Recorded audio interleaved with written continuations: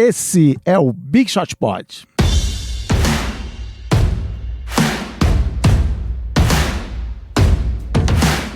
Muito bem, mais uma semana, bem-vindos aí ao Big Shot Pod. Eu não sou MM Isidoro, eu sou o Cris Dias. MM está agora não sei onde ele está. Está sendo pouco profissional, não estando presente ao trabalho dele, né? Não está. Lembrando que eu só me ausentei até hoje quando meu filho nasceu. Eu também. E eu quase me ausentei quando quebrou o câmbio do meu carro, mas ainda assim eu cheguei a tempo. Salvou, então você está ouvindo Pablo Mantovani e Guilherme Pinheiro, que entendem muito mais de NBA do que eu e Marcel. Aliás, 24º episódio, o Marcel deve ter vindo o quê? Uns 10? Meia dúzia. É por aí. Mas a boa notícia é que quando ele não vem, a audiência aumenta muito. Então, estamos aí acima. E é uma boa, não foi ensaiado, mas é um bom motivo para dizer, se você gosta do Big Shot Pod, se você curte, tem que fazer o quê? Tem que passar adiante a palavra, tem que mandar para os amiguinhos, para o amiguinho que curte NBA, para o amiguinho que quer entender de NBA, porque agora, chegando o fim da temporada, começa aqueles cara fingir que entende, vai ver o jogo na TV, quer dar o palpite, quer ir no Sports Bar, ver com a galera. Então, dá a dica para esse amiguinho, para essa amiguinha, para ouvir o Big Shot Pod e passa menos vexame na hora que estiver lá. É o cara que vai ver o Seth Curry arremessando pelo Blazers e acha que é o Stephen Curry. Vai pensar, olha, ele trocou de time no ano passado. Ou eu, que fui no jogo do Warriors, falei, esse rapazinho, Curry, anota seu nome, esse cara é bom, né? Tem futuro. Tem futuro esse menino. Não, e sem contar, é importante também que a pessoa que escutar o Big Shot Pod, ela não vai apenas aprender muito de basquete, mas só no último episódio, temas que a gente trabalhou ao longo do episódio e tava tudo sempre dentro do contexto. Linha sucessória ao trono inglês. Game of Thrones, a gente falou. Aí sim. A gente falou de Keeping Up with the Kardashians, que também é um assunto muito importante, já que as Kardashians quase todas namoram com jogadores de basquete. A gente tocou o hino de Benin. Você já escutou o hino de Benin? De quem? Benin. República do Benin. Não sabia nem que existia isso. Pois é, não escutou. Ele é o produtor e não escutou o último episódio. E além de tudo, o Marcel também ensinou o significado de uma palavra de algum dialeto africano que... Ilunga, como é que era? A palavra é super pequena, mas ela significa um negócio, tipo, monstruoso. Assim, é assim, eu te perdoo, tu pode me enganar uma vez, tudo bem. Ok? Se você me enganar 2 vezes, calma aí, e se enganar 3, eu vou destruir você e toda a sua família. Basicamente, é isso. E isso tudo numa palavra. Então, assim, olha o tanto de conteúdo adicional que você tem ao escutar o Big Shot Pod. Valor agregado. Então, se você gosta do Big Shot Pod, passa adiante, mas quer interagir com a gente, manda um e-mail para bigshotpod@ampere.audio ou vai nas social redes, né? No Instagram e no Twitter. Gui Pinheiro, quais são os nossos arrobas aí? Sempre @bigshotpod, né? Tanto no Twitter quanto no Instagram. No Instagram, quem vai lá ainda tem o bônus, além das notícias todos os dias, tem o bônus daquele conteúdo de tênis que eu coloco toda semana. Semana passada foi o Jordan 8, que foi o primeiro tênis da Nike a não ter o swoosh. Olha aí, no tênis. Tinha só o Jumpman, que é aquele logo que eu acho que todo mundo que gosta de basquete sabe qual que é do que eu tô Jordan falando. De perninha aberta. Exato. Beleza. E, para fechar aqui, se você manda e-mail pra gente, interage nas redes sociais, passa adiante pro amiguinho e você vai também no iTunes. Vai dar 5 estrelinhas pra gente. Deixa um comentário também, não dá 5 estrelinhas só, porque faz bem pro coração e pra alma ouvir o que você acha do Big Shot Pod. E se você deixar isso lá na Apple, ajuda nos algoritmos, nos rankings da Apple. Mas sem mais delongas, vamos aos destaques iniciais. Vamos começar por ele, o cara que tem um nome só, tipo a Cher e a Madonna, Vavo, @Vavo. E o Didi. Que não é o Mocó, é o jogador de O jogador que está inscrito no draft. Meu destaque inicial é que eu descobri o que é um mocó. É o esquilo brasileiro, eu não sabia disso. É mesmo? Pra mim, mocó era de bocó, era... Minha filha nome falou, engraçado. Pai, como desenha um mocó? Eu falei, não sei. Aí bota no Google aí, é tipo um esquilinho brasileiro, o mocó. Tá vendo? É muito conteúdo nesse muito programa. Conteúdo. Tem nem 5 minutos. Vá, seus destaques. Meus destaques. Bom, estamos gravando na segunda-feira à tarde. Ontem foi os jogos 7 entre Blazers e Nuggets e entre Raptors e Sixers. Todo mundo que está ouvindo esse podcast deve ter visto, com certeza viu a cesta de 3 pontos do Kawhi Leonard, de 2 pontos do Kawhi Leonard no estouro do cronômetro. Se você não viu, dá pausa. Dá Vai ver pausa. agora, porque você precisa ver isso. e E vou aí deixar volta. Esse NBA. assunto vai voltar e é bom que vocês tenham visto a cena. Que a NBA não ouço o que eu tenho a dizer, mas tá lá no Instagram do Big Shot Pod. Tem esse E no lance lá. Twitter também. E no Twitter também. O Instagram Mas- não tem direitos autorais, pode botar o que quiser. então, beleza, vai lá. Por Mas enquanto, continue né? aí, continue. Então, esse foi o... Eu queria comentar que foi a sexta buzzer beater que encerrou uma série de playoffs na história da NBA. A gente chegou a falar aqui no episódio passado ou 2 atrás? Do Damian Lillard. Do Damian Lillard. Foi, Foi no retrasado. No retrasado. Que o Lillard tinha feito um contra o KC, aquele de sei lá quantos metros de distância em cima do Paul George. Eu tinha, acho que, feito umas considerações iniciais também falando sobre isso. Mas aí o Kawhi acabou de fazer de novo. Esse foi o sexto. Então eu vou falar rapidamente sobre todos que já aconteceram até hoje. O primeiro foi... E meu time Houston Rockets está envolvido em vários deles. Pró e contra. Pró e contra. Mais contra do que pró. O primeiro foi do Ralph Sampson, do Houston Rockets, nas finais da Conferência Oeste contra os Los Angeles Lakers em 86. O Lakers já era aquele Showtime Lakers, já dominava a Conferência Oeste. O Rockets abriu 3-1 na série. O jogo era em Los Angeles. O Hakeem Olajuwon tinha sido ejetado porque brigou com sei lá quem. E o Ralph Sampson, que era outro jogador que fazia as torres gêmeas com o Olajuwon, ele recebeu a bola, tinha 1 segundo, né? Não tinha décimos naquela época no cronômetro, só marcava 1 segundo. Ele recebeu a bola na altura do garrafão e na hora que ele pegou, ele arremessou meio de costas, tipo um levantamento de vôlei pra trás. A bola quicou 3 ou 4 vezes no ar, tipo o lance do Kawhi Leonard, e acabou entrando. E nisso o Rockets foi para as finais da NBA de 86, quando perderiam pro Boston Celtics. Essa foi a primeira. O jogo estava empatado, 112-112, ficou 114-112. A segunda, acho que é a mais conhecida de todas, um dos maiores arremessos da história da NBA, ficou conhecido como The Shot, né, o arremesso de Michael Foi Jordan. daquele rapaz lá, né? Aquele já citamos ele, o Jumpman aí. Das perninhas abertas. Tá sendo mais citado que Anthony Davis. Olha aí. Pois é. Foi em 89, na primeira rodada, o Bulls tinha se classificado em sexto e pegou os Cavs, que tinham se classificado em terceiro. Teoricamente, os Cavs eram favoritos. Na temporada regular, eles tinham varrido o Bulls por 6-0. Tinham tido 6 jogos na temporada regular e os Cavs tinham vencido 6. E aí a série chegou empatada em 2-2, era melhor de 5. E aí o Bulls perdia por 1 ponto, perdia por 100-99. O Jordan pegou a bola, tinha 3 segundos, ele deu aquele arremesso que ele fez um fake no ar e arremessou e acertou e eliminaram os Cavs. Esse foi o segundo buzzer beater que fechou uma série. O terceiro, eu estava assistindo ao vivo, aí volta ao meu time Houston Rockets, foi em 97, nas finais da Conferência Oeste. Jogo 6, o Jazz vencia por 3-2 o Rockets, 100-100 no placar, 2.8 no relógio, e aí o Rockets fez uma confusão na marcação ali, deixou o Stockton meio livre de 3, ele meteu aquela bola e eliminou o Rockets indo para a final com o Chicago Bulls.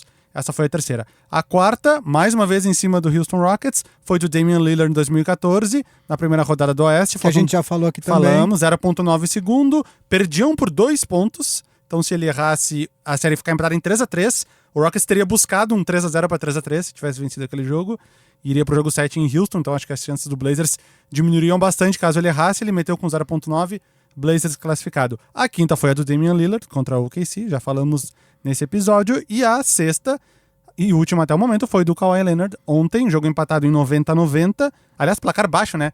Meio década de 90 esse jogo. Mas jogos 7, em geral, tem essa característica, assim. Dificilmente...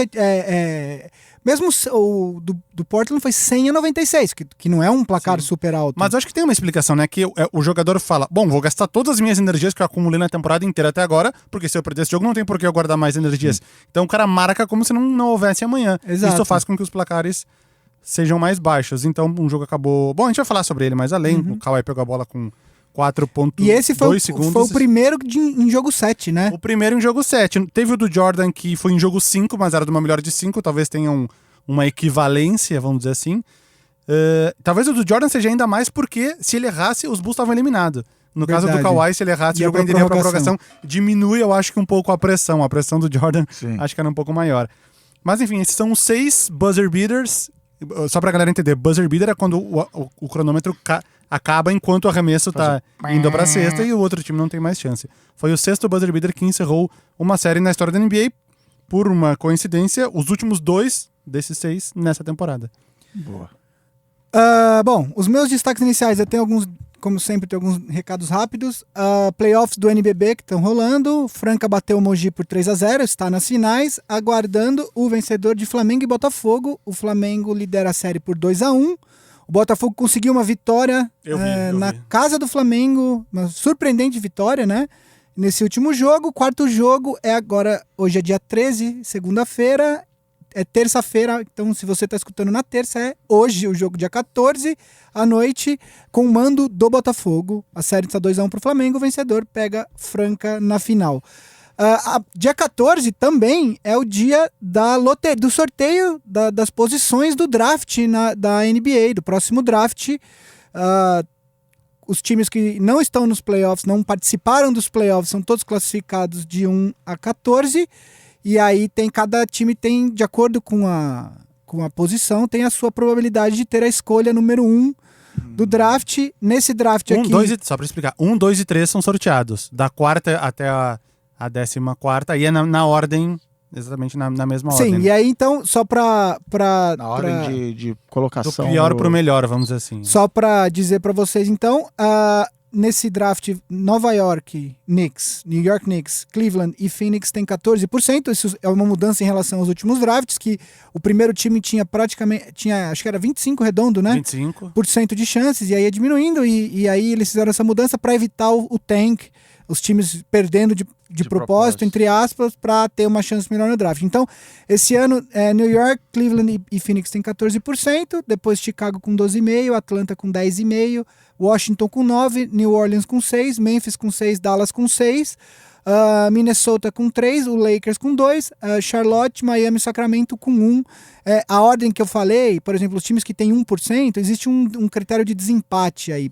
Nesse caso, por exemplo, Charlotte, Miami e Sacramento devem ter terminado com o mesmo recorde, e aí eles têm que escolher quem que fica na frente para efeitos do draft. E aí rola um descent, tipo no RPG, como é que funciona isso? Como é que é o sorteio? O sorteio... Já foi feito, não foi? Não, o sorteio é terça-feira. O do desempate? Não. O sorteio do desempate. Não, eu já tô falando já com desempate. Bom. O sorteio é terça-feira, dia 14. É um sorteio com bolinhas de ping-pong, e aí cada time tem um número X de sequências. Acho que são 4 bolinhas de ping-pong, e aí cada time tem um número X de sequências. Então, quando... eles sorteiam 4 e aí vê a sequência e vê de quem é essa sequência, entendeu? Caramba. Só 2 detalhes. A escolha do Memphis e do Dallas, elas podem... A do Dallas, se ficar no top 10, vai pro Atlanta, né? Ou se ficar no top 10, fica aqui no Dallas e depois disso vai pro Atlanta. E a do Memphis, se eu não me engano, se ficar no top 8 ou top 9, fica com o Memphis, mas se não, vai para o Boston Celtics. Sobre... o meu destaque inicial mesmo, propriamente dito, tivemos 2 contratações de técnico entre sábado e hoje. O Cleveland anunciou hoje a contratação do John, acho que é Beilein que se fala. Ele é o técnico da Universidade de Michigan, que teve uma sequência muito boa nos últimos anos, aí chegando a 2 Final Fours. Ele está em Michigan há 12 temporadas, ele também já tinha sido técnico de West Virginia, e ele é um técnico condizente com o que o Cleveland está querendo fazer. O Cleveland está num processo de rebuild, contratou um técnico que está acostumado a lidar com jogadores jovens, e então faz sentido um técnico desse para o Cleveland Cavaliers. Contrato de 5 anos, como é praxe no mercado. Eu tô falando isso porque depois eu vou falar do Lakers, e tem uma pegada aí no Lakers que eu preciso explicar um pouco mais profundamente. Enfim, achei uma contratação decente, faz sentido pro Cleveland, vamos ver se vai dar certo. O Lakers também não anunciou ainda, né? Mas o Woj já deu e aparentemente está tudo certo mesmo. O Lakers contratou o Frank Vogel como seu técnico, contrato de 3 anos, diferentemente do que é praxe no mercado. O Jason Kidd, que era um dos... 5 anos. 5 anos. O Jason Kidd, que era um dos candidatos ao cargo, também foi contratado como assistente técnico. E aí, algumas coisas que eu preciso falar, o pessoal fala que a gente sempre fala do Lakers aqui, mas quem faz a pauta do podcast sou eu, e aí eu preciso falar do Lakers aqui é quase que uma sessão de descarrego, uma sessão de terapia para mim. Exatamente. Eu preciso falar para alguém, né? O que acontece? Magic Johnson pediu demissão do cargo dele dia 9 de abril. Depois de pressões do Big Shot Pod. Pois é.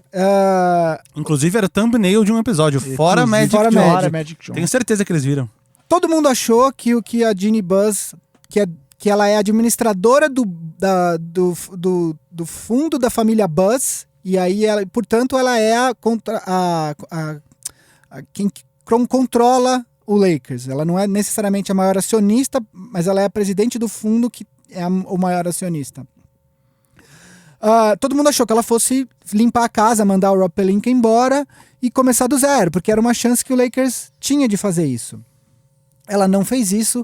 Hoje é dia 13 de maio, ou seja, mais de um mês se passou do pedido de demissão do Magic Johnson. Nem ela, nem o Rob Pelinka, nem ninguém do Lakers deu sequer uma entrevista falando o que está acontecendo com a franquia, né? As coisas são feitas todas na surdina, ninguém sabe quem que tá mandando, e aí as informações começaram a surgir.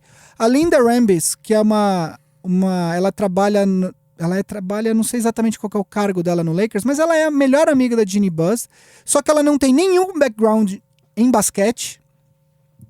Ela está participando das decisões de basquete do time, juntamente com o Kurt Rambis, esse sim, um ex-jogador do Lakers da época do Showtime, mas ele era reserva. Ele foi assistente técnico do Phil Jackson, enquanto o Phil Jackson foi técnico do Lakers, mas tudo que ele tentou fazer pós-Phil Jackson no basquete, como técnico, que ele já foi do Minnesota, como técnico interino do Knicks, ele fracassou.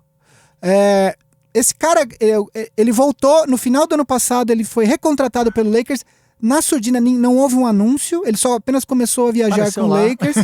Ele começou a viajar com o Lakers e agora ele tá ganhando voz no processo ele ganhou muita voz nesse processo de contratação de técnico do Lakers. Ninguém sabe por quê, porque todo mundo acha ele como executivo ou como técnico muito ruim, menos no Lakers, onde ele é o marido da melhor amiga da presidente do time. Coincidência. Meritocracia. O nome indicado o nome que o Lakers começou o processo entrevistando 3 nomes. Monty Williams, que acabou aceitando uma oferta de 5 anos do Phoenix Suns. O Tyronn Lue, que tinha sido técnico do LeBron James no Cleveland Cavaliers. Quando o Cavs foi campeão, ele era assistente técnico do David Blatt. O David Blatt é demitido, ele assume. E aí ele ganha o título com o Cavs e depois chega a mais 2 finais. Ele era o favorito a ser o técnico e também entrevistou o John Howard, que é um ex-jogador que jogou com o LeBron em Miami, que é assistente técnico do Eric Spoelstra em Miami. O Lue estava quase tudo certo, porém o Lakers estava batendo o pé em 2 coisas. Colocar o Jason Kidd no staff do Tyronn Lue, e isso ele até aceitou, só que o Lakers ofereceu um contrato de 3 anos, o que foi visto como uma afronta pela equipe do Tyronn Lue, e faz sentido, porque eles quiseram alinhar o contrato do Tyronn Lue com o contrato do LeBron James, e aí eles falaram assim, eles estão me vendo como um técnico apenas para o LeBron James. Sim. E o que não existe essa noção, e principalmente eu vejo no Twitter, no Instagram, que muita gente acha que o Tyronn Lue era apenas o brother do LeBron e tal. E se você vai ler as reportagens de bastidores dos maiores repórteres da NBA lá fora, uma das coisas do Lue é que ele justamente é um dos caras que batia de frente com o LeBron e batia de frente no sentido de, não, peraí, vamos fazer assim, de tentar argumentar com o LeBron, não simplesmente aceitar tudo o que o LeBron quer. Além disso, e aí eu recomendo um perfil chamado Laker Film Room, no Twitter e no Instagram, que é um cara que ele começou a fazer vídeos explicando detalhadamente as táticas e todas as jogadas dos times do Lakers. Quando o Lue começa a despontar como favorito a assumir o Lakers, ele destrincha tudo o que o Lue fazia em vídeo, é super didático. Mesmo para quem não está acostumado, ver os vídeos é super didático, para mostrar que o Lue não é só o brother do LeBron. Ele é bom, ele sabe o que ele está fazendo. Tanto é que ele era o assistente técnico mais bem pago da NBA quando ele era assistente do David Blatt, porque todo mundo queria o Lue, porque todo mundo achava que ele ia ser um bom técnico. Então, assim, ele não é apenas o brother do LeBron. Bom, o Lue fica se sente insultado pelo Lakers, abre mão, fala, não quero mais. E aí o Lakers começa, o Frank Vogel, que foi o contratado, ele inclusive era a primeira opção para ser assistente do Tyronn Lue, caso o Lue fosse contratado. Frank Vogel foi técnico do Indiana, teve uma passagem muito boa, chegou acho que a 2 finais de conferência, perdeu para o Cleveland do LeBron as 2. Não, Miami. Para o Miami do LeBron, perdão.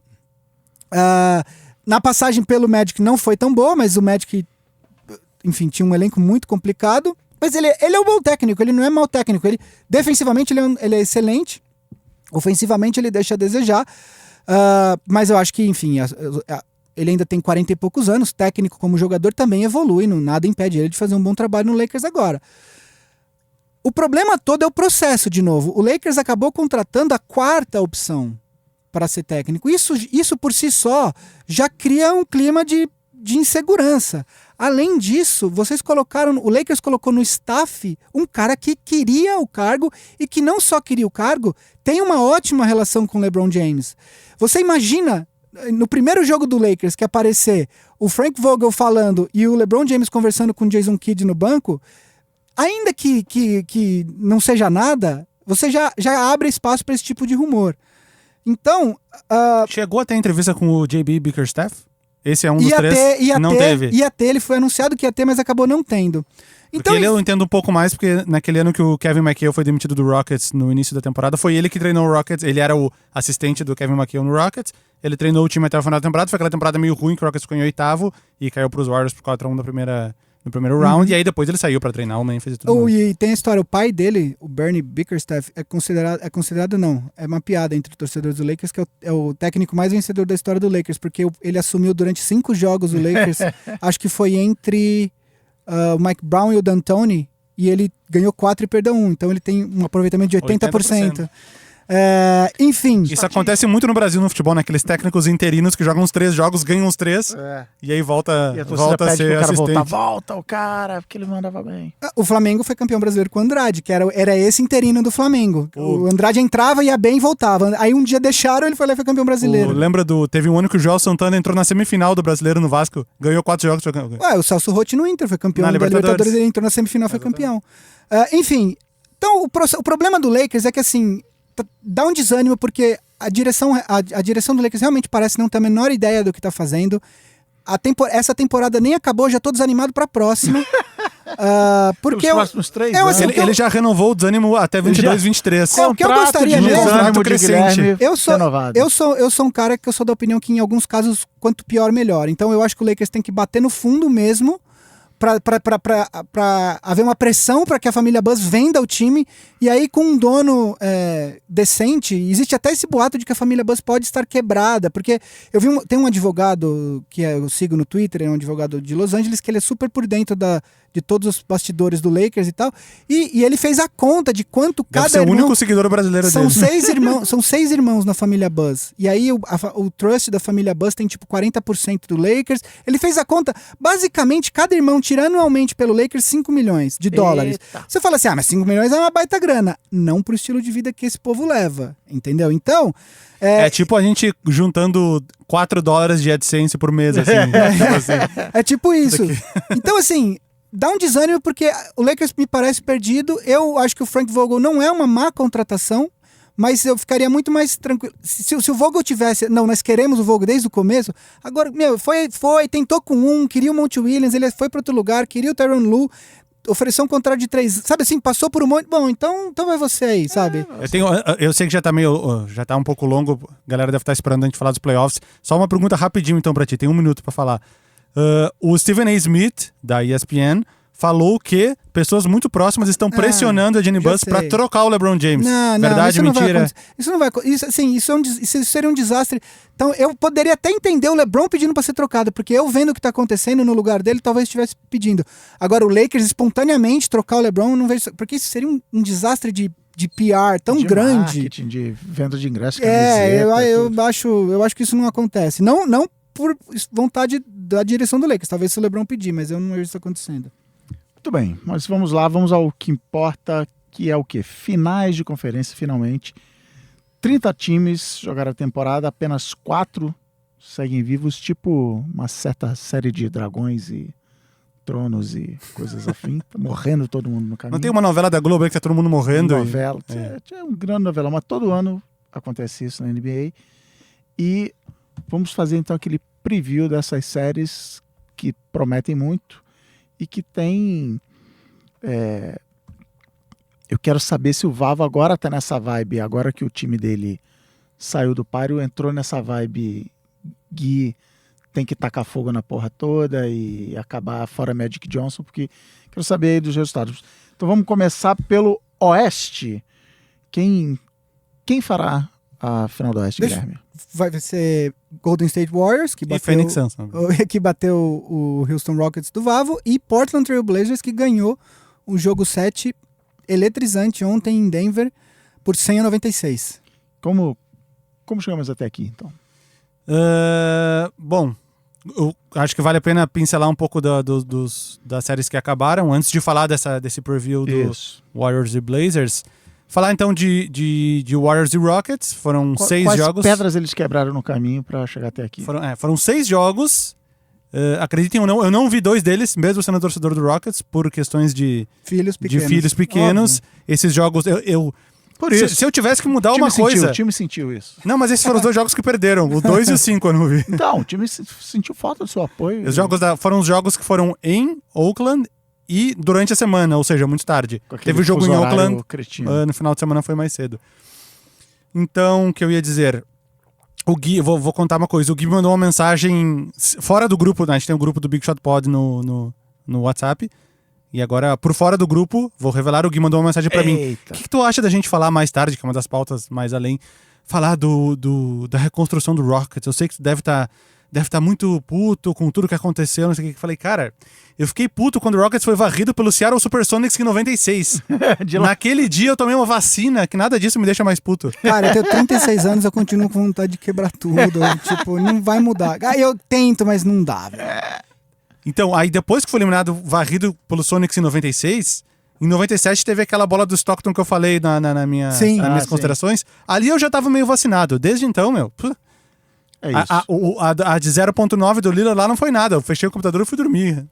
Não fiquei nem pensando mais. Expectativa é a chave da felicidade. Exatamente. E, de um certo modo, eu fui o único aqui no último programa. Tava eu, o Gui e o Yuri. E os dois apostaram que o Rockets ia vencer a série.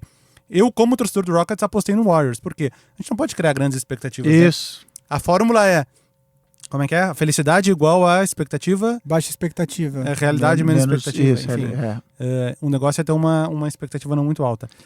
Então, essa é a abordagem que eu uso nas séries de domingo à noite na televisão. É isso. Tudo sempre acho maravilhoso, porque a minha expectativa tá lá embaixo. Cara, eu não assisto Game of Thrones. Eu vou ver se vocês depois me acham daqueles resumos que é tipo 10 minutos por temporada. Aí eu vejo ali 1 hora e ponho a série inteira em dia. Basicamente, um monte de gente morrendo. Isso, Aí... você gosta da pessoa, a pessoa morre. E não é sabe isso. quem morreu, é isso? É. Não sabe quem matou? Não, Não, geralmente não, você sabe. sabe, Geralmente sabe. você sabe. Só fica meio que esperando que vai morrer, é isso? É isso. E no final, o último episódio vai sobrar uma pessoa só e ela fica no trono, é isso? Ou não tem? E é o A gente não sabe se vai ter trono. World A Champion. grande questão do último episódio é se vai ter trono e se E essa quem é ficará se houver trono. Essa é a última temporada? É a Amanhã, última- domingo acaba tudo. Acaba tudo. Domingo Ah, acaba por isso tudo. que a galera tá insana.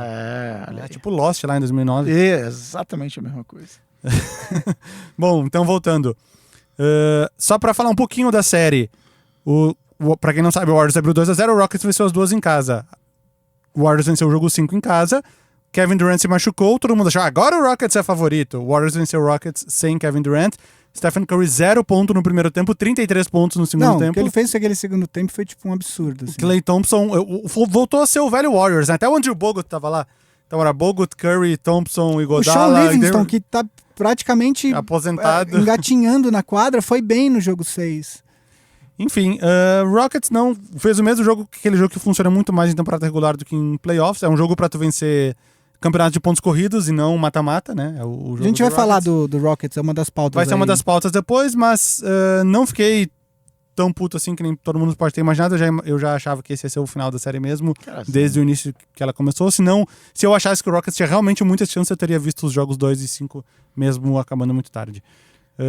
Portland e Denver foi uma série absolutamente estafante para os dois times, isso, inclusive pode pesar para o Portland agora nas finais, porque teve um jogo que foi para 4 prorrogações, a maioria dos jogos foi decidida sempre no fim, né? Esse último jogo o CJ McCollum assumiu a bronca porque o Dame Lillard não estava bem, ele não lembro, não tem os números aqui agora. Eu sei que o McCollum acho que fez 41 pontos, algo do tipo. E o Lillard não estava bem, o McCollum chamou totalmente a responsabilidade, carregou o Portland nas costas em alguns momentos do jogo. O Zach Collins entrou bem, o Rodney Hood em alguns momentos na série foi muito importante. 37 pontos. 37 pontos, perdão. E aí eu acho legal legal um time como o Portland chegar, porque é um time que na temporada passada quase demitiu o técnico, porque também passou em terceiro, só que aí foi varrido pelo Pelicans no primeiro round dos playoffs, e poderia ter demitido o técnico, poderia ter trocado o próprio McCollum para tentar fazer alguma coisa diferente. Eles apostaram nesse time. Outra coisa importante que é preciso ser destacado, como uma administração boa vai bem no deadline das trocas, né? O Portland trouxe o Enes Kanter e o Rodney Hood. O Enes Kanter foi um buyout, né? O Knicks pagou o contrato, ele ficou livre para negociar com quem ele queria, acabou indo para o Portland. E o Rodney Hood foi uma troca, era um jogador que ninguém estava dando muito, porque estava achando que ele não ia chegar a atingir o potencial dele, e ele foi absolutamente fundamental nessa série contra o Denver. Principalmente no jogo das 4 prorrogações. Exato. Foi o jogo que ele fez 25 pontos. E aí no seguinte ele fez de novo. Também, ele foi bem. Na série, a série como um todo foi muito boa para ele. Então é importante ter um front office estável que sabe o que está fazendo, né? E aí, para entrar já na série, uma das primeiras coisas que eu acho importantes a gente trazer, eu não sei se o Vavo chegou a ver isso, na off-season passada, o Kevin Durant foi no podcast do CJ McCollum, chamado Pull Up. E o McCollum é legal porque é um podcast de 2 jogadores, né? Quer dizer, o McCollum apresenta e ele é jogador e o Kevin Durant também. E aí o McCollum fala que ele ficou muito bravo quando anunciaram que o Boogie Cousins ia jogar no Warriors, porque era mais um All-Star em Golden State. E aí o Kevin Durant, a reação aqui é muito... O Kevin Durant fala, mas por que você ficou bravo? Tipo, mas assim, não é pra sacanear. É realmente, tipo, me parece, né? Curiosidade. Eu escutei de novo, inclusive, hoje, essa passagem. É genuíno. Eu falei, por que você ficou bravo? Daí o McCollum fala assim, porque a gente tá brigando pra ir pras finais e vocês estão aí juntando o All-Star e fica mais difícil. E aí o Kevin Durant esculacha o CJ McCollum, falando assim, não, vocês não têm time pra ir pras finais. E aí o McCollum falou assim, não tem. Daí o Durant falou, não, desculpa, vocês não têm time pra ir pras finais, sabe? Assim, tipo, parece, sei lá, parece eu brigando com a minha irmã quando a gente era pequeno, sabe? Eu era muito mais forte que minha irmã, que tinha além de ser mulher, era mais nova, sabe? Ele realmente fala que não, cara, você não tem chance e tal. É tipo assim, não é o DeMarcus Cousins que vai fazer a diferença. Você não precisava dele, sabe? Vocês que não tem. E agora, os 2 times vão se pegar pra ir pras finais. E aí a primeira coisa que é importante é, Kevin Durant possivelmente não joga os 2 primeiros jogos. Eu acho que o Warriors tem talento para passar do Portland mesmo sem o Durant. Isso foi provado agora contra o Houston. Mas o Kevin Durant não joga os 2 primeiros jogos. Existe uma possibilidade do DeMarcus Cousins voltar nessa série. Mas eu acredito que se o Durant voltar, eu acho que eles vão segurar o Cousins e falar assim, vamos usar você nas finais. Esse é um primeiro ponto que eu queria destacar na série. Essa série na temporada regular foi 2-2, então os times se enfrentaram 4 vezes e 2 vitórias para cada lado.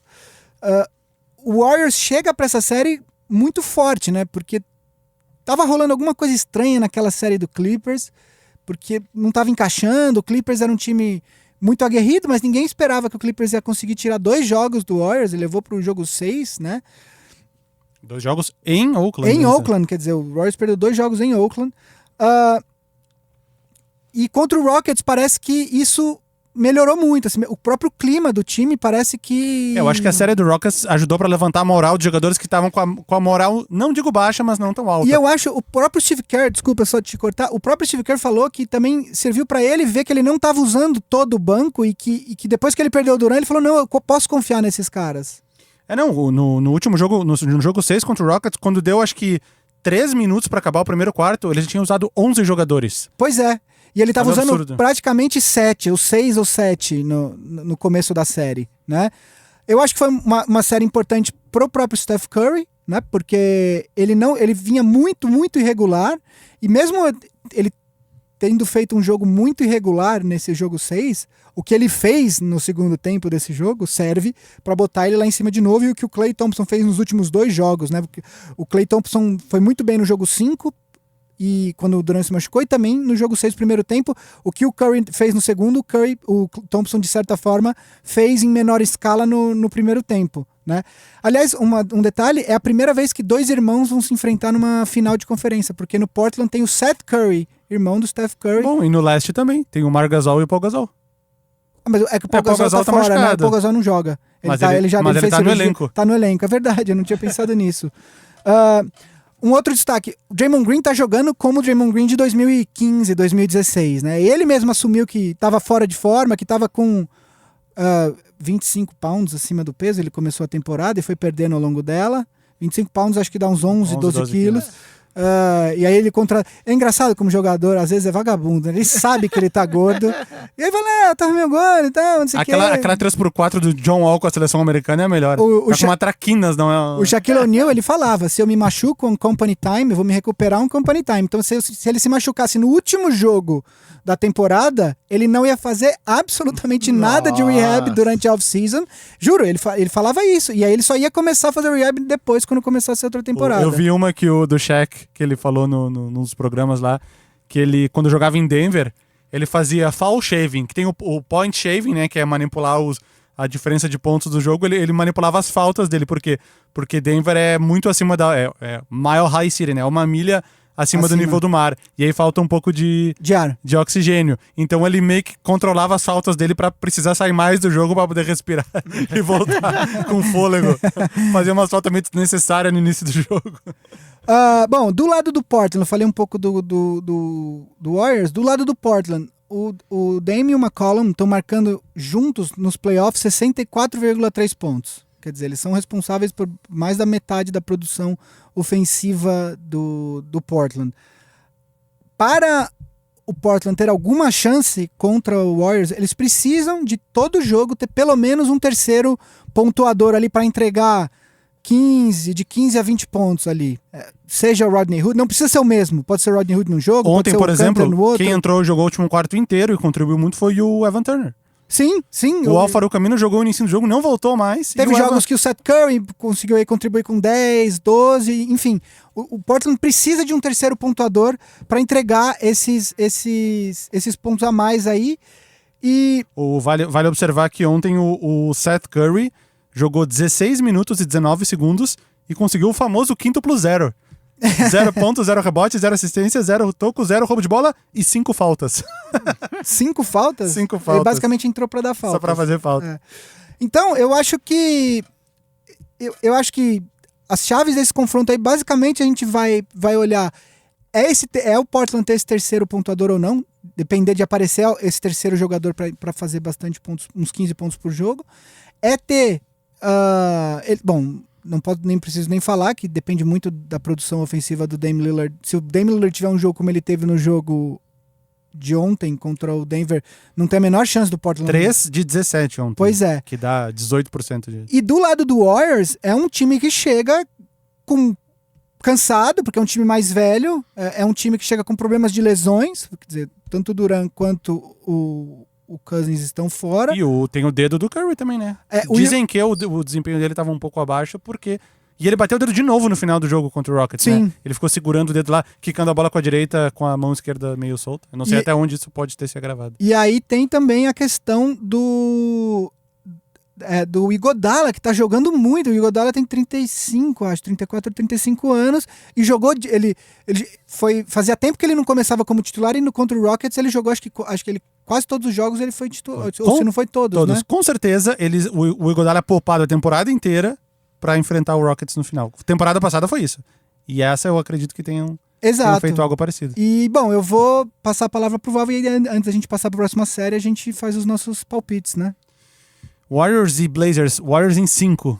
4-1. Eu botei o Warriors em 5 também. Eu acho que, por respeito ao Blazers, que é um time... Eu tinha falado semana passada, nas 2 últimas semanas, né? Que é da série entre Denver e Portland, o meu racional falava Denver em 7, minha intuição falava Blazers em 7, deu intuição. Chutar os dois é fácil, né? Tem 2 times, eu chuto os dois. Não, mas eu chutei errado. Mas eu fiquei com o racional. Quem acertou foi o Yuri. O Yuri falou Portland. Eu fiquei, mas ele falou acho que Portland em 6. 6, é. Eu falei, eu vou com o meu racional, porque geralmente quando fica entre as duas coisas eu sempre vou com o racional, mas enfim, errei. Eu apostei eu falei, o meu argumento foi Denver em 7, porque eu achei que ia chegar o jogo 7, e o Denver em casa é um dos times mais fortes da NBA, mais uma vez, temos a questão... Eu vi um estudo da altitude, só um parênteses aqui, um estudo da altitude de Denver, por isso que eu citei antes, que os times de Denver, em todos os esportes, eles são meio que o líder em cada liga em desempenho dentro de casa em comparação a fora de casa. Porque os jogadores têm Sim. Eles têm aquele boost do oxigênio. Eu torço por Denver Broncos no futebol americano e é visível quando o jogo é muito daqueles jogos muito cansativos, o outro time no final do jogo tá todo mundo com máscara e a galera tipo bufando pela orelha, até porque de tanto a necessidade de ar que você tem, assim. Pode ser um assunto futuro aí na off-season falar sobre isso. Sim, sim. Teremos que citar, obviamente, a seleção equatoriana de No futebol, beisebol, que vai para toda a Copa do Mundo e não faz nada, porque ela só se classificou porque jogou na altitude. No beisebol, o Colorado Rockies geralmente é um dos melhores times ofensivamente, porque o ar é mais rarefeito, a bola acaba indo mais longe, então você acaba tendo mais rebatidas, mais home runs, mais, enfim. O Santa Cruz de la Sierra Santa Cruz acho que é pior, né? Porque não, 3 foi proibido ter jogo não, oficial lá. Denver é só, é 1,5, é 1,5 km. É. E aí tem Salt Lake City, que é tipo 1,400, e aí o resto não é meio que nada, aí é insignificante. E Denver e Utah são os dois times que historicamente são melhores em casa do que fora. Então é Enfim, isso? Vamos para o leste? Vamos para o leste. Vinheta do leste, não, brincadeira, não tem vinheta não. Na próxima temporada a gente vai vir com umas novidades aí. Vinheta de divisão, de conferência. A gente grava todos os times, tipo assim, Milwaukee Bucks. A final vai ser Milwaukee Bucks e Toronto Raptors, mas como eles chegaram até aqui? Bom, Milwaukee acho que nem jogou, parece que foi bye, tá ligado? Bye, quando o cara já vai direto lá pra... Tá ligado? O Milwaukee foi... aliás, falando da série do Milwaukee, tem um Paul Pierce... Grande Paul Pierce, um dos jogadores mais odiados da liga, assim, é impressionante como, tirando os torcedores do Boston e de alguns outros times que ele passou, do Wizards acho que ele passou do Clippers, ninguém gosta do cara, né? Tanto que no quinto jogo contra o Boston, na série que foi o jogo que o Bucks fechou, tava todo mundo gritando Paul Pierce sucks. Por quê? Porque depois do jogo 1, onde o Boston ganhou em Milwaukee, com facilidade, ele deu uma declaração falando que a série estava acabada, que ele não sabia... O cara que fala depois de numa série de 7 jogos, depois do primeiro jogo, quando um time ganha, ele fala que... Ele pede também pra ser zoado. Sendo que o outro time ganhou 60 jogos da temporada regular. Ele pede. Sendo contra o melhor time da temporada, sabe assim? Aí ele fala que a série estava acabada, que ele não sabia o que o Milwaukee Bucks poderia fazer para superar o Boston, e aí, obviamente... que eu tenho certeza que foi só porque ele falou isso. O Bucks foi lá, ganhou os 4 jogos seguintes e eliminou o Boston, né? Foi uma série... Lembrando, só um parênteses. Dá uma moral pro outro, dá um combustível para outro time de graça. Pois é. Né? Só um parênteses. Uma ou 2 semanas antes, ele tinha dito na transmissão da TNT que a carreira dele era superior à do Dwayne Wade. E aí todo mundo falou caiu mal em cima, dele de porque novo. é meio que unanimidade que a carreira do Dwayne Wade, que foi 3 vezes campeão, enfim, o maior jogador da história. E uma delas sendo o cara do time. O cara do time, MVP das finais. Faltou aquela mão no ombro pra falar, amigo, não. Segura essa emoção. Enfim, e aí o Milwaukee Bucks, a gente vai falar também do Boston. Ele deve ter um coach de autoajuda aí que manda ele, que põe ele se sente... É o segredo, né? Ele lê o segredo. Enfim, a gente vai falar também do Boston, depois que a gente falar da série do Leste, a gente vai fazer um pouco que vai ser do futuro, tanto do Rockets quanto do Boston. Passou tranquilamente, né? E aí acabou fechando em 4-1, e passou o carro literalmente não, porque não dá para passar o carro sobre uma franquia literalmente. Mas passou o carro em cima do Celtics. O último jogo chegou a abrir 20, acho que quase 30 pontos, enfim. O último jogo foi tipo um jogo festivo, assim, quase poucos jogos foram solteiro contra casado. Poucos momentos foram divertidos nessa série. Showball, assim. E aí chega com muita autoridade, acho que o Bucks é favorito, a gente ainda vai falar da série. Eu vou deixar o Valvo falar de Toronto e Filadélfia, porque o destaque dele inicial foi justamente o tiro do Kawhi, e aí ele já emenda com o comentário dele da série, depois eu comento e a gente dá os palpites. Toronto e Filadélfia, achei uma série muito equilibrada, muito divertida. Os jogos foram divertidos de assistir. Acho que 1 ou 2 só que foram mais blowouts do que jogos equilibrados. O jogo de ontem eu vi só o segundo tempo. Mais uma vez por questões paternais, eu só consegui ver o segundo tempo. Um jogo muito divertido de assistir. Final emocionante, jurei que ia pra prorrogação. Quando o jogo tava ali, parecia que o Toronto ia ganhar. Aí teve a bandeja do... Quando errou o segundo lance livre, o Kawhi errou o segundo lance livre, ficou só 2 pontos na frente. Jimmy Butler fez aquela bandeja, sobrou 4 segundos. Falei, bom, vai pra prorrogação. Passou alguém no meu Twitter falando que saiu pra enxaguar os pratos, porque tinha certeza que ia pra prorrogação. Ah. A pessoa, eu não lembro quem foi agora. A hora que ela volta, ela postou, cadê? Mas como assim acabou? Não, garoteou, né? Garotinho. Isso aconteceu, só um parênteses, do final do Portland e Denver, eu tava vendo no celular, no 4G, assim. Tava vendo ali os últimos 2 quartos no celular, de boa. Quando ia ser o último lance, travou. E eu fiquei no play assim, travou e sumiu o botão do play. Aí eu voltei, mudei a transmissão, que tava tipo transmissão mobile, eu mudei pra transmissão, sei lá, ESPN, TNT, e quando voltou já tinha acabado o jogo. Eu falei, bom, errou a sexta, tava assim a 96 já. Enfim. Kawhi Leonard mostrando que ele só não foi um candidato a MVP porque claramente ele é um cara que tava voltando de lesão, ele tava de certa forma se poupando para a parte importante da temporada. Acho que ele não jogou 22, Foram muitos. 22 back jogos. to back 25%. É. 25% dos jogos ele não Pelo jogou. menos 20, então ele não jogou.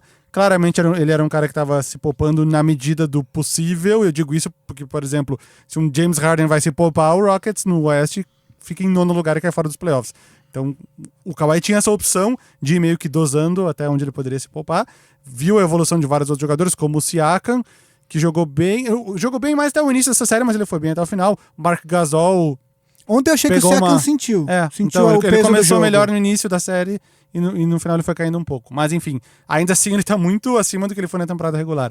Vem numa evolução. Kawhi deu 39 arremessos ontem. Eu vi, teve uma hora que tava pontos. 11 de 31. Daí eu falei, olha, o aproveitamento dele não tá nem tão bom. Ele tá com uma pontuação alta porque ele tá chutando bastante. E no final acabou com quanto? 39 arremessos, 16 de 39. 16 de 39. 2 Então ele de 9 acertou pra 5 3. dos últimos 8. Estava 11 de 31. Enfim. Então temos pra quem estava na dúvida, porque na temporada passada o Kawhi jogou pouco e com desempenho abaixo do que ele tinha tido há 2 temporadas atrás, a galera estava na dúvida. O Kawhi está completamente recuperado, está provando nos playoffs, está mostrando mais do que nunca que a temporada da NBA não precisa de 82 jogos, porque ela só desgasta os jogadores, o que importa mesmo é nos playoffs. Pois é. Eu acho que 70 jogos estaria de bom tamanho. Não, aquela 2011, 2012 teve 66 jogos, foi perfeito. É, por aí, entre 65 e 70 acho que seria de bom. E eu, com certeza eles já estão pensando nisso. Porque não adianta, jogadores, quantos jogos ele jogou? 60 e poucos na temporada. Esse é o saudável. Se tu quer um LeBron James jogando em alto nível, se tu quer um Chris Paul que já tá ficando mais velho jogando em alto nível, o cara não vai jogar 82 jogos, não tem como. O Adam Silver, ele é um comissário que pelo menos ele considera essas coisas, né? Ele tá tentando, ele já diminuiu a pré-temporada para aumentar o espaço da temporada para não ter aquela sequência de 4 jogos em 5 dias. Esse ano já não teve mais ninguém com 4 jogos em 5 dias, né? Que é tipo um back-to-back, um dia de descanso, outro back-to-back. Que isso era o que todo jogador reclamava que era matador. Nessa 2011, 2012 não teve 3 jogos seguidos? Ou foi na 98? Acho que Talvez foi naquela de 50 jogos, talvez, 98, sim, 99. Teve 3 jogos seguidos, imagina. Enfim, outro cara que foi bem ontem, surpreendentemente, Serge Ibaka. 17 pontos. Não tinha metido nenhuma bola de 3 na série inteira. Meteu as 3 primeiras, depois ele errou, mas meteu as 3 primeiras. Sim, 3 de 5. Ontem. Inclusive um ali, total Klay Thompson, né? Que ele pegou, acho que era o Ben Simmons marcando ele no corner, e ele pegou e deu um fake e arremessou estilo Klay Thompson e meteu. Vamos pra série então agora. Prognósticos. Começa você. Bom, não pensei, estou pensando agora. Raptors e Bucks. Com o mando dos Bucks, acho que vai fechar em Toronto, 4-2. Mas já vai pro palpite assim direto? Não era pra dar prognóstico? Bom, agora já deu. Eu ia falar minhas opiniões sobre a série agora. Diga. Não, então, algumas coisas que eu separei aqui. Bom, primeira coisa, a gente vai ter um confronto incrível entre Giannis e Kawhi Leonard. Não, esse confronto, não acredito que ele vai ser, pelo menos nos primeiros jogos, direto de um marcar o outro. Na temporada regular, quem marcou o Kawhi Leonard mais vezes foi o Chris Middleton, e aliás fez um trabalho muito bom em cima do Kawhi Leonard. O Kawhi Leonard contra o Bucks, ele não jogou os 4 jogos, ele jogou 3, aliás na série, na temporada 3-1 para o Bucks. Bucks, vale lembrar que o Bucks só perdeu a série na temporada regular para o Phoenix Suns 2-0. Pois é. E o Chris Middleton foi o principal responsável pela marcação do Kawhi. O Kawhi contra o Bucks apenas média de 22 pontos, que é uma média boa, mas é abaixo da média do Kawhi na temporada. O Kawhi, ele... Por outro lado, quem deve defender, apesar do Kawhi ser um dos melhores jogadores de defesa da liga, se não o melhor, eu acho que ele está nessa discussão, pelo menos, quem defendeu mais o Giannis quando o Milwaukee atacava, foi justamente Pascal Siakam. Pascal Siakam defendeu o Giannis em 93, eu vi citado ontem, 93 posses, e o Kawhi apenas 31. Então, esse confronto talvez não seja... Eu acho que se essa série for longa, vai chegar uma hora que um vai ter que falar, bom, eu pego ele... Não, que nem no jogo 4 que o Kevin Durant falou, tá, agora eu marco o Harden. Não adianta. Você chega num jogo 6, não dá pro Kawhi virar e falar assim, não vai lá, Siakam, você marca o Giannis, eu marco o Middleton aqui. Não, sabe, não dá. Aí é hora de botar os cachorros grandes pra brigar, entendeu? Uma coisa importante, Malcolm Brogdon volta. Ele voltou, né? Ele jogou os minutos finais ali, sim, que já estava encaminhado. Ele jogou. Mas, de fato, isso dá mais opções pro Bucks. O Bucks estava jogando no banco, estava só jogando o Connaughton e me fugiu agora. O George Hill, que eram os jogadores que estavam jogando mais, né? Vindo do banco. Com o Brogdon, você já ganha mais. Dá pra você fazer uma rotação de 8 jogadores, que eu, em playoffs, principalmente quanto mais fundo você vai nos playoffs, eu considero uma rotação ideal entre ter 8 jogadores. 7 eu acho pouco, 9, dependendo de quem for, eu já acho muito. Eu acho que 8 é uma rotação bacana. Uma coisa que é importante. O Chris Middleton, eu falei da marcação do Chris Middleton no Kawhi, ele foi bem na temporada regular, porém, cada vez mais fica claro que existe uma temporada na temporada regular e depois outra coisa. O que rola nos playoffs é outra coisa. Aliás, eu estava escutando, vindo para cá para gravação, o podcast do Bill Simmons com o Ryan Russillo, que eles gravam todo domingo à noite nessa reta final de temporada regular e playoffs, eles gravam todo domingo à noite. E eles estavam falando, não sei se foi o Simmons ou o Russillo que fala assim... Em 86, o Larry Bird era o melhor jogador na temporada regular e depois foi o melhor jogador dos playoffs. Em 87, o Magic Johnson foi o melhor jogador na temporada regular e depois foi o melhor dos playoffs. Hoje em dia, nem sempre isso acontece. Tanto é que muitas vezes você tem uma discrepância muito grande entre o MVP da temporada regular e quem é o melhor jogador Por exemplo, eu vou citar aí a temporada do Russell Westbrook. Claramente ele não tá nem perto, mesmo quando ele foi considerado MVP, ele não tá nem perto de ser o cara que, sei lá, que você escolheria pro seu time. Você fala assim, você vai começar uma franquia, ele talvez não fosse nem sua primeira, nem sua segunda, nem sua terceira, nem sua quarta, nem sua quinta opção, mesmo sendo aquele ano, né? Então, eu tô falando tudo isso por quê? Porque o Kawhi Leonard, o Middleton fez um excelente trabalho em cima do Kawhi na temporada regular, porém o Aaron Gordon também tinha feito na temporada regular e o Kawhi moeu ele na primeira série dos playoffs controlando. Então eu acho assim, chaves desse confronto é marcação, quem marca o Giannis, eu acho que vai começar nos primeiros jogos o Siakam e depois o Kawhi deve assumir. Isso vai depender muito também de resultado, né? Se o Milwaukee abre 2-0, sabe, eu acho que complica para o Toronto depois.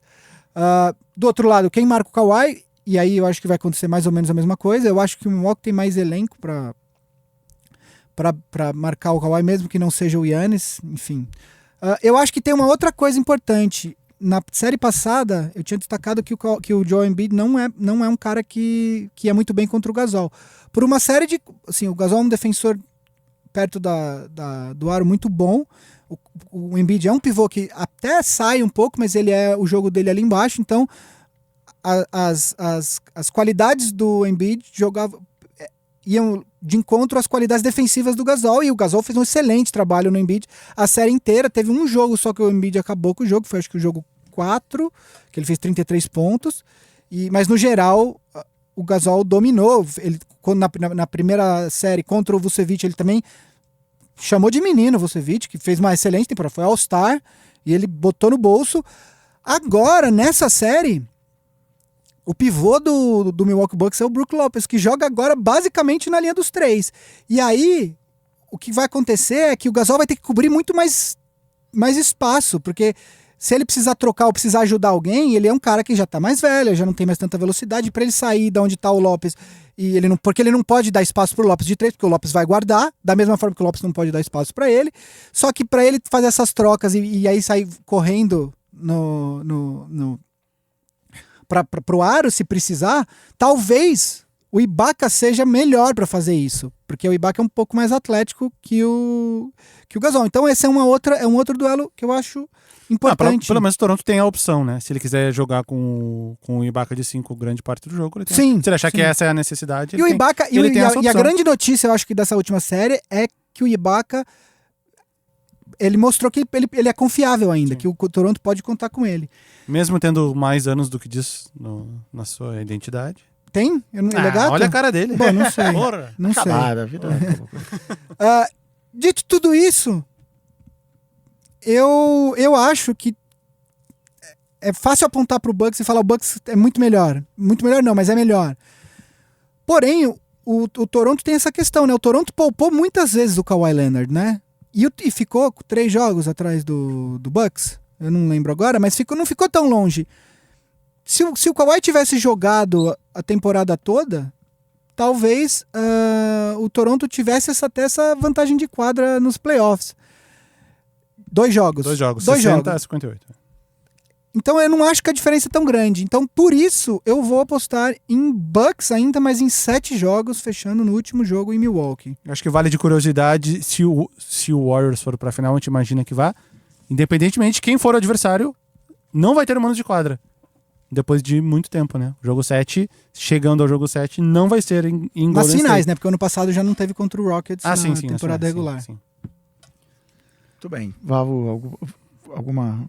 Vamos lá para complemento nossas aí pautas de... Falando em Rockets, né? Vamos falar dos finalistas da NBA em 81 e em 86. Então, Boston porque- Celtics e Houston Rockets. O que acontece? Quem está acompanhando o Big Shot Sport, durante a temporada aí vocês falaram muito de Rockets e Celtics apontado como favoritos e elencos fortes e histórico e a coisa toda. Inclusive na jogada dos trades no meio também, não, peças-chaves e tal. E deu no que deu, morreram na praia e eram grandes favoritos ao título, mas caíram no segundo round. Pergunta que eu trago para vocês dois aqui é como vai ser a off-season desse cara? O que esses caras precisam correr atrás para ter alguma chance real ano que vem? Ou não tem que começar do zero? Como é que vai ser a off-season de Rockets e Boston Celtics, começando pelos foguetes de Houston Rockets? Los Foguetes. Bom, recomeçar o Rockets não tem como, porque ele já está preso a 5 jogadores pro ano que vem. James Harden, Chris Paul, Clint Capella, PJ Tucker e Eric Gordon estão com um contrato. 115 milhões 115 só nesses milhões 5 só nesses 5, que já é acima do cap. salary cap. Então, foram 5 jogadores que começaram a titular. Não era o plano no início da temporada. Quando o Rockets perdeu o Trevor Ariza, ele tentou primeiro o James Ennis. Não deu certo. Saiu no meio da temporada, foi para Filadélfia. Carmelo Anthony nunca era para ter sido um titular. Chegou a ser por um período ali, quando o Harden ficou machucado. Até fez algumas... Parece que faz uns 8 anos que o Anthony jogou no... Até fez algumas boas partidas, mas, enfim, ele é um cara que, numa série contra o Warriors, que tu precisa de 5 jogadores defendendo bem, o Carmelo Anthony não teria praticamente nenhuma utilidade, caso fosse só esse o problema, Claro. a defesa dele. Não é só esse o problema. E aí o Rockets apelou para uma terceira opção, que foi puxar o Eric Gordon, que nos últimos anos tinha sido, pelo menos no último ano, tinha sido o reserva imediato do Harden e do Chris Paul, no ano anterior, do Harden e do Beverly. Teve que mudar toda a rotação, o Eric Gordon virou titular, e aí o Rockets conseguiu até umas aquisições boas, como o Austin Rivers, para fazer essa função que o Eric Gordon fazia até o ano passado. Mas no caso, o Rockets está preso a esses 5 jogadores.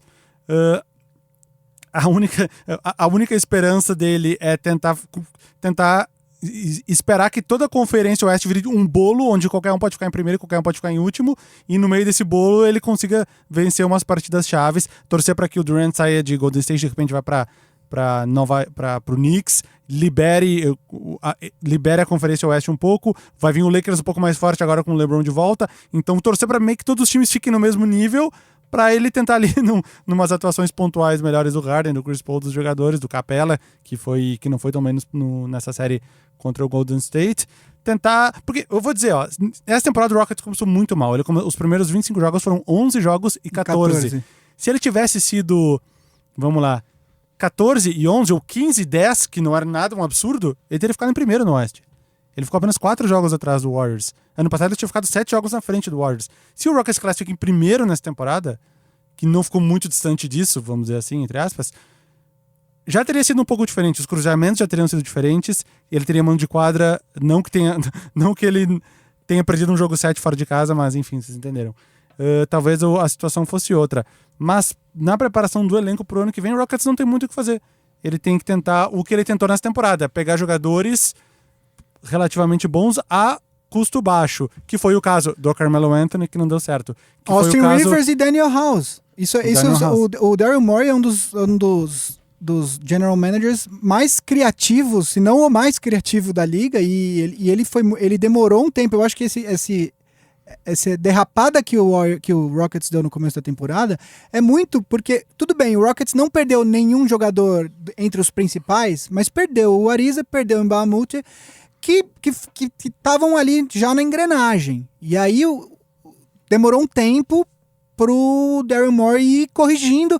Ele tentou o Carmelo, não deu certo. Daí, bom, sobrou o Austin Rivers, ele trouxe, todo mundo meio que olhou e tal. O Austin Rivers foi excelente, jogou muitos minutos, jogou muito bem contra o Warriors. O Daniel House não jogou tanto nessa série, mas na outra série jogou bem a temporada inteira. Ele pegou também o Kenneth Faried, que foi importante substituindo quando o Capela estava machucado. Sim. Na temporada regular, quando vinha no meio daquela sequência do Harden de jogos de 30 pontos, no meio disso tudo, quando o Chris Paul não estava jogando, o Capela também se machucou e foi puxando o Kenneth Faried, que começou a fazer jogos de 20 pontos, 10 rebotes, que ele que já não tinha esse desempenho já há alguns anos jogando por Denver e Nets, né?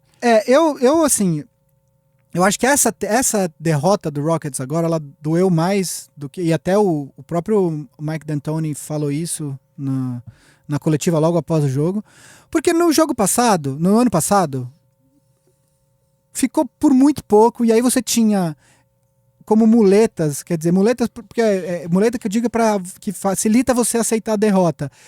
O Chris Paul se machucou, quer dizer, quando estava 3-2, o Chris Paul se machuca, não joga os 2 últimos jogos, e no último jogo, você teve aquela sequência de 27 bolas de 3 pontos erradas, que, cara, tem dia que, sabe, no futebol tem dia que a bola não entra, sabe, você chuta um monte e não entra. Denver errou as últimas 16 ontem. É mesmo? Eu não as últimas vi. 16. Então, você falava assim, bom, cara, num dia normal, a gente teria ganho e teria passado. Então, eu acho que o processo de aceitação da derrota é mais fácil. Esse ano, cara, teve o jogo 5, que o jogo tava ali pro Rockets ganhar, o Durant se machucou, e aí o Warriors consegue a vitória, e aí o jogo 6, quer dizer, todo mundo contando, dando quase como favas contadas que o Rockets ia ganhar e levar pro jogo 7, e aí o Curry tem esse segundo tempo absurdo, de fazer 33 pontos, e aí eu acho que essa dói mais pro torcedor e pros próprios jogadores, né? Eu acho que o Rockets, de fato, eu acho que o que falta pro Rockets hoje, o Rockets apostou muito nesse negócio das bolas de 3 pontos. O que eu não acho que está errado. Cada time tem o seu raciocínio, joga no jeito que acha melhor, claro. Porém, você está suscetível a tem dia que a bola não entra. Foi o que aconteceu ano passado, no último jogo, e aí nesse dia E aí a questão para mim é a seguinte, quando a bola não entra, você precisa saber ter as armas para fazer outra coisa. E para mim o que faltou para o Rockets é essa outra coisa. É alguém para jogar dentro, para jogar lá dentro. De repente um pivô ou um ala pivô que saiba criar um pouco mais dentro que seja tão bom dentro do garrafão, mas que também de dentro do garrafão ele consiga enxergar os jogadores fora. Para mim o que ficou claro é que todo jogo do Rockets dependia dos armadores. Começava sempre neles, não que eles iriam sempre concluir, mas começava sempre com o Paul, com o Harden ou com o Eric Gordon. E aí ficou sem opção. E é isso, numa série de muitos jogos, os times vão cada vez se conhecendo mais. E aí você vai anulando algumas coisas durante a série. Por conta disso, eu acho que para o próximo ano, o Rockets precisaria pensar em como dar uma mexida nesse elenco. Tem esse problema do cap, claro. E aí, para mim, o pior contrato... Tudo bem, a gente pode falar do Chris Paul, que vai receber... Eu acho que eu anotei aqui, mas 38, 41 e 44 milhões nos próximos 3 anos. Agora, o Chris Paul. Eu acho que ele, no número de minutos certos, porque ele tá ficando mais velho, ele não pode mais jogar 32, 35 minutos por jogo. Eu acho que durante a temporada regular, principalmente, ali o dele é 26 a 30 minutos, entendeu? Para jogar os minutos que importam e dar o máximo de descanso para ele possível. Ele já tem aquele esquema de entra e sai mais, né? Porque ele começa o jogo quando bate em metade do primeiro quarto, ele já sai. Exato. Entendeu? Que é o contrário do Harden, por exemplo, que joga o primeiro quarto praticamente inteiro, aí Aí ele descansa sai, a aí metade volta, do segundo. Exatamente. Exato. Eu acho que... E outra, não dá pra discutir o contrato do Paul, porque ninguém vai trocar, ninguém vai pegar o Chris Paul. Nenhum contender vai pegar o Olha, Chris falaram Paul. a mesma coisa do Blake Griffin e alguém pegou. E se deu bem. Cara, mas o Blake Griffin, eu acho que é uma situação... Primeiro que ele é mais Não, mas novo eu que o Chris concordo, Paul. E eu acho que era uma situação um pouco diferente. Eu acho que nenhum contender vai pegar o Chris Paul, não com esse contrato. E eu acho que não faz sentido um time que tá lá embaixo pegar o Chris Paul. Não porque... duvida do Lakers, não duvida. Quando vê o Rockets com o LeBron, o Harden... E o Lakers só com o Chris Paul, vai dar super certo. Eu acho que para a próxima temporada, duas coisas. Eu acho que o Rockets tem que se esforçar ao máximo para tentar segurar o Austin Rivers e o Daniel House. O Daniel House é free agent restrito, então o Rockets tem um pouquinho mais de chance de manter, porque ele pode igualar qualquer proposta que ele receber. A questão é se ele receber uma proposta mais alta do que o Rockets pode. O Austin Rivers, eu acho que ele vai ter um aumento significativo no salário dele. Ele foi trazido... foi também buyout do Wizards, né? Não, do Suns. Do Wizards. Não, ele foi trocado ele na foi troca trocado do Ariza e aí foi foi dispensado isso. pelo Suns. Então eu acho que ele também vai ter um aumento. Ele foi muito bem. Eu acho que ele ganhou dinheiro nessa temporada, no sentido de que ele foi acima do que se esperava dele. E a outra coisa, eu realmente acho que o Rockets poderia pensar... De novo, temos esse problema do contrato, porque o Capela ele tem contrato por mais 4 anos, ele recebe 17, 18, 19 e 20 milhões. Porém, eu fiz uma troca na Trade Machine da ESPN, que eu acho que poderia funcionar. Obviamente que tem questões aí de lesão desse jogador que eu vou falar e tal, e aí eu vou botar ela aqui na mesa e eu queria ver o que você... essa troca do cap funciona. Obviamente que seria 2 jogadores do Rockets, mais esse jogador que eu vou falar, e aí tem as outras coisas que vão no Nossa, quanto pacote mistério. anexo. Não, Agora eu vou abrir um envelope com o nome desse jogador Clint Capela. e revelar as primeiras 3 letras. Clint Capela e PJ Tucker por Kevin Love. Pensa bem, assim, eu sei que é difícil abrir mão do PJ Tucker, mas ele já tem 34 mas o contrato anos. do Kevin Love é tão gigante quanto o do Chris Paul. O salário eu fiz o salário do Capela e o do PJ Tucker somados dão um pouquinho mais que acho que um pouquinho mais, um pouquinho menos que o contrato do Kevin Love. Pensa nisso, eu entendo que é difícil abrir mão do PJ Tucker, mas ele já tem 34 anos e eu acho que a tendência é que o Kevin Love tem 31 ou vai fazer 31, se eu não me engano. Ele vai fazer 31 esse ano, ele é mais novo. E eu acho que o Capela já tá muito perto se ele já não atingiu o teto dele, e ficou mais do que provado que ele ele nos minutos finais ele não podia jogar contra o Warriors, eu acho que ficou evidente. Já o Kevin Love, ele é um cara que se você precisar dele embaixo do garrafão, ele serve, que foi como ele jogou a primeira metade da carreira dele lá no Minnesota, e ele chuta de 3 pontos. Eu acho que ele se encaixa bem, e aí eu acho que aí entra a criatividade do Daryl Morey de aí usar para montar esse resto do elenco, achando essas peças que ele sempre acha pelo caminho. Eu não sei, eu sei que é difícil falar, mas o que você acha? Uma troca nesse sentido? Nunca tinha pensado nisso. Mas eu acho que como o elenco já tá apertado, trocar 2 de teus titulares por 2 jogadores saudáveis, vamos dizer assim, fora o Capela teve alguns problemas aí nos playoffs, mas foi mais coisa de vírus e de sei lá o que ele teve. PJ Tucker 100% saudável, sempre marcando o principal jogador do time adversário. Trocar 2 titulares por 1 jogador que é muito bom, é um All-Star quando tá nas condições físicas ideais, mas é um cara que se machuca muito e já voltou, nessa temporada ele já perdeu muitos jogos se machucando também. Eu não sei se seria porque o elenco já tá curto, já não tem muitas opções de titular. Pensa no Warriors. O Warriors é exatamente isso. O Warriors é são 4 caras com salário absurdo. O Warriors é exatamente isso. O Green o Green vai ser... Não, o Thompson é free agent agora, o Green é na outra. Mas já tem o Curry no Supermax, o Durant... Mas sabe o que me lembra isso? Digamos que fosse um Harden, Paul e Kevin Love, e o quarto cara já seria tipo um cara que não seria titular em nenhum outro time. Mas o que impede, por exemplo, de aparecer um DeMarcus Cousins desse ano e falar assim, pô... Jogo por 5 milhões. Né? Mas cara, o ponto é esse. Então eu vou te dar um exemplo exatamente igual a esse. Hakeem Olajuwon, Clyde Drexler e Charles Barkley. Eu sei que numa idade um pouco mais avançada do que, por exemplo, o Harden tá agora. Não tinha resto do time. Então o que aconteceu? Conseguiram atrair, se lembra quem? Kevin Willis, que seria o equivalente a um DeMarcus Cousins. Aham. Kevin Williams tinha sido um All-Star, uns 2, 3 anos antes, ainda já estava um pouco com uma idade, a mesma idade do trio, e era um cara ali que vinha do banco de reservas, às vezes era titular porque se machucava demais, mas não tinha o resto do time. O armador titular, você lembra quem era? Era um cara chamado Matt Maloney. Era Não, tipo não um lembro rookie de segundo round. Seria tipo. Era tipo o DeAnthony Melton de titular do Phoenix Suns. Cara, assim. mas o Warriors é isso Falta daí. o resto do. Não é isso. O Warriors você tem 4 caras com Mas só salário tem o André altíssimo. Godala, que é um cara que também era All-Star até 4, 5 temporadas atrás. Cara, mas E o que ainda quando tu precisa dele, o Iguodala, então, mas ele o te entrega Iguodala, mais. o Iguodala foi não foi um achado, porque ele já era bom, mas eu acho que quando ele chega no Warriors, acho que ninguém esperava que ele fosse virar isso. Tipo, esse cara monstro que ele virou, principalmente em playoffs, né? Ele era muito bom, mas eu pelo menos não achava que ele fosse virar tudo isso. O ponto é, o Rockets precisa fazer alguma coisa diferente. Voltar com esse time, principalmente agora que mesmo sem o Durant, o Warriors bateu, ou seja, porque não é assim, o Durant, beleza, a gente não ganhou esse ano, mas o Durant vai sair e aí o ano que vem a gente vai ganhar.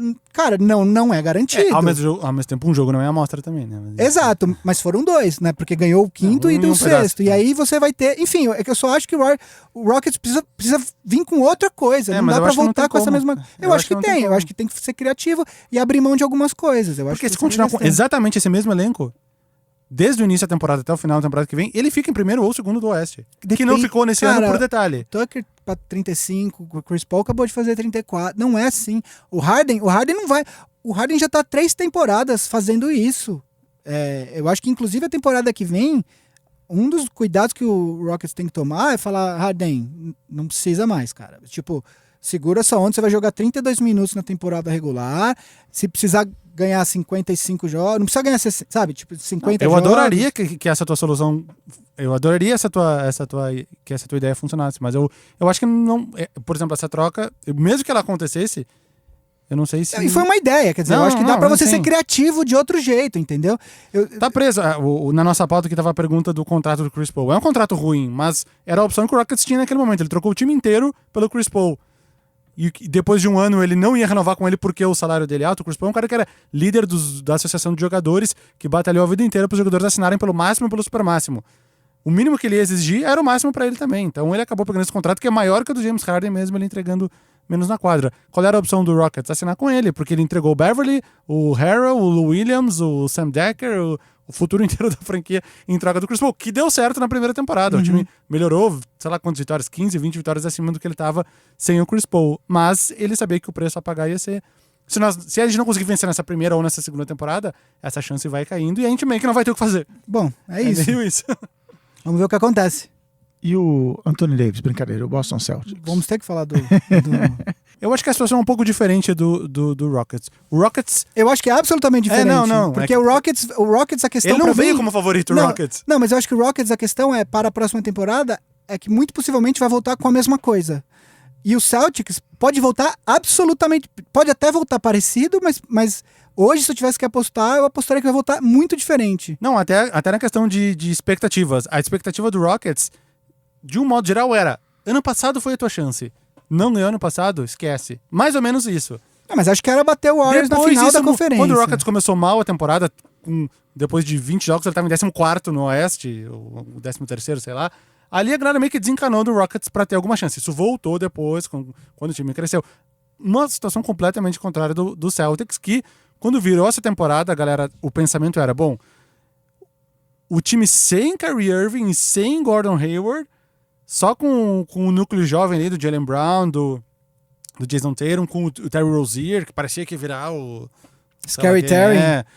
E aí liderados pelo Al Horford. Sem o Irving e sem o Hayward, o time conseguiu chegar às finais da conferência num jogo 7 em casa e no detalhe não foi para as finais da NBA. Com esses dois, é título certo no Oeste. Esse era o pensamento.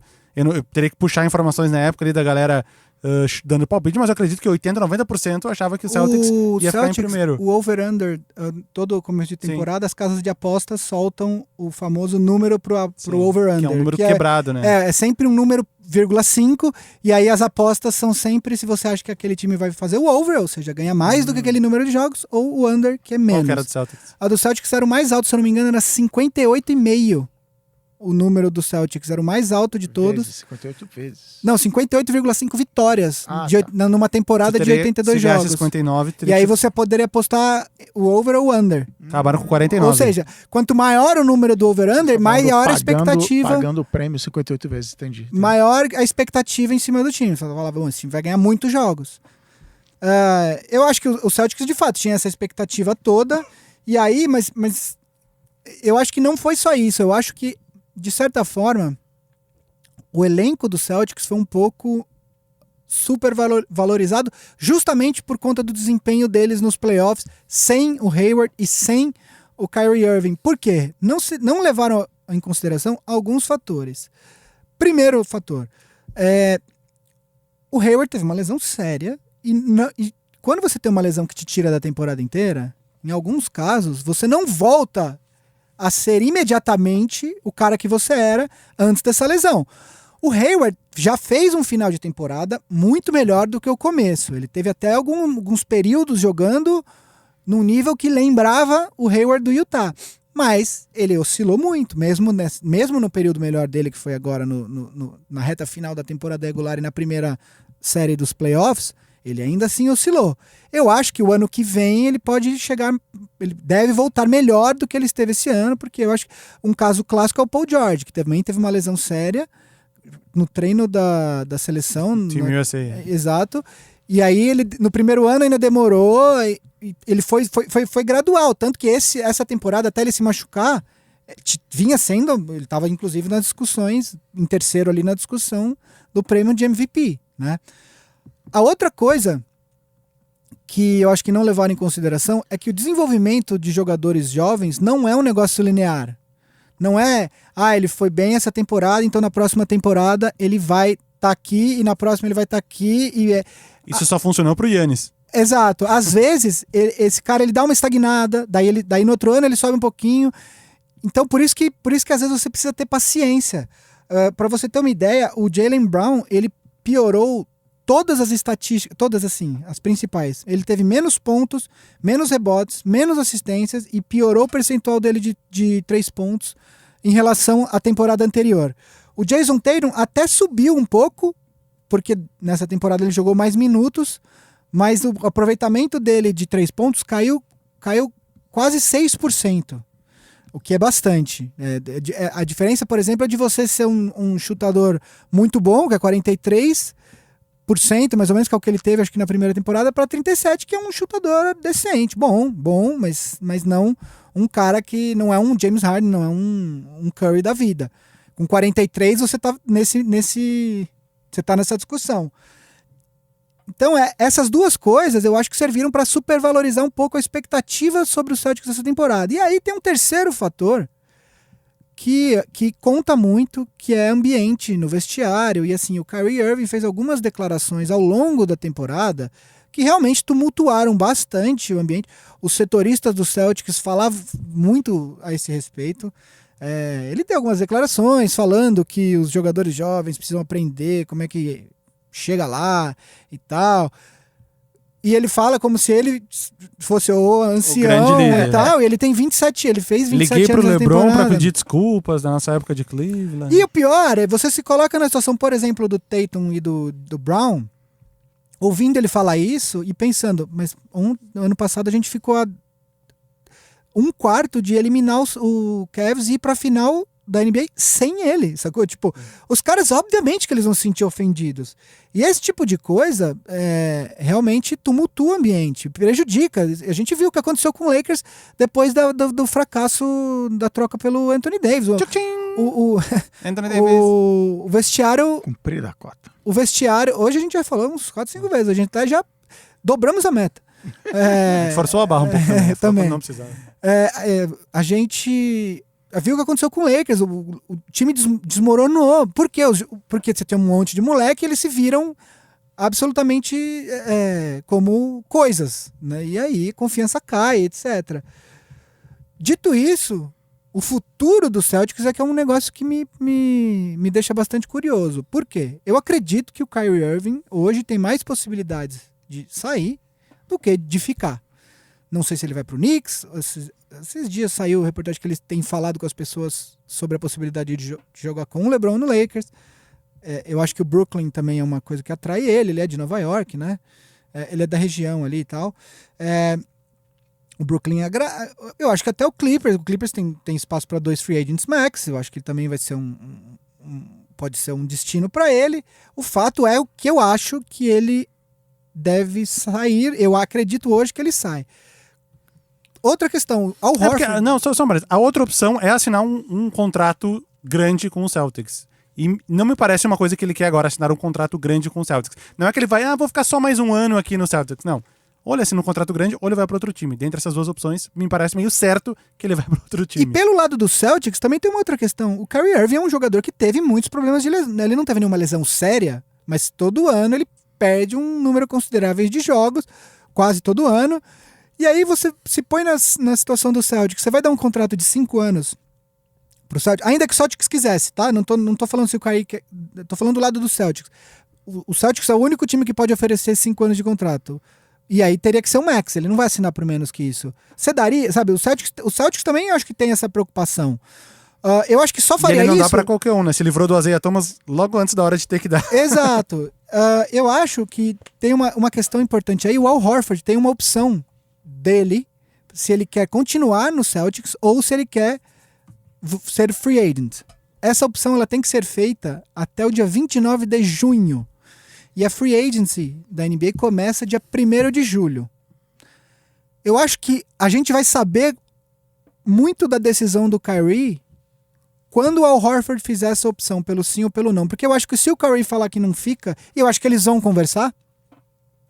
Eu acho que o Horford também vai optar por sair e tentar. Ele tem acho que 30 milhões no próximo ano dele se ele fizer essa opção, só que eu acho que ele é um jogador que também já tem 33 anos, ele pode garantir tipo 60 milhões em 3 anos com algum outro time, 65 milhões, enfim, um valor um pouco maior por um período de tempo um pouco maior. Possivelmente vai ser o último grande contrato do Horford na carreira.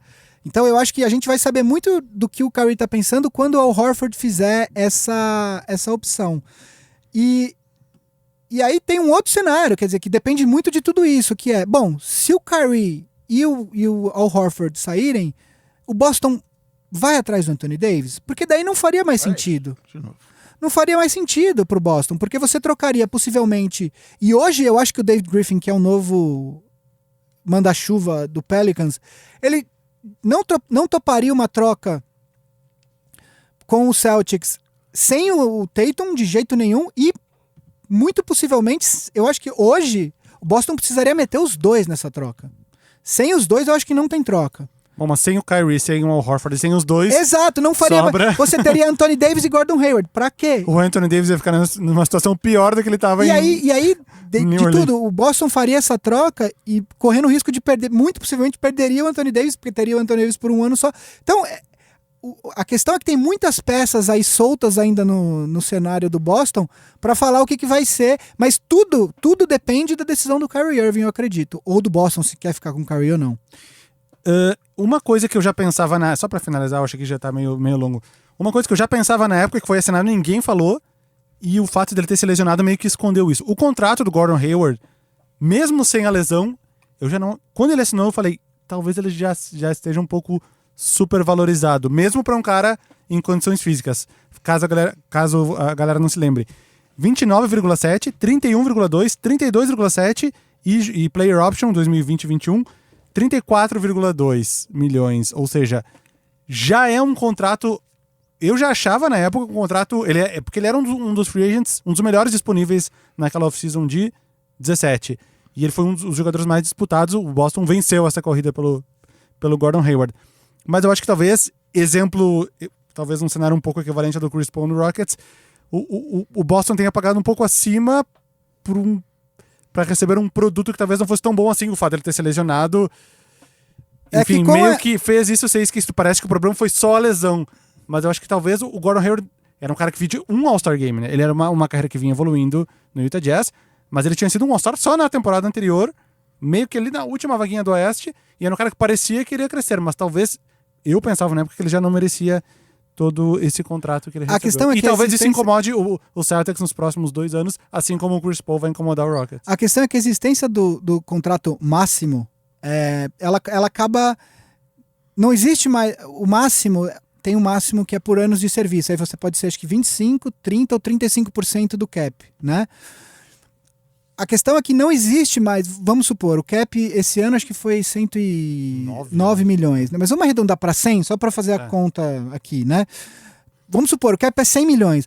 O jogador que pode receber, por exemplo, o máximo de 30% seria 30 milhões. Para esse jogador, não existe mais não existe mais. Se você vai oferecer 22 para esse jogador, alguém vai oferecer um salário máximo para ele. Então, esse contrato alto, mas que não é o máximo, não existe mais. E aí eu acho que o Boston Celtics teve que acabar pagando o máximo, porque não dava pra você pagar um pouco menos. Sacou? Foi o que aconteceu com o Capela no Rockets. Lembra que demorou pra renovar o Capela no Rockets?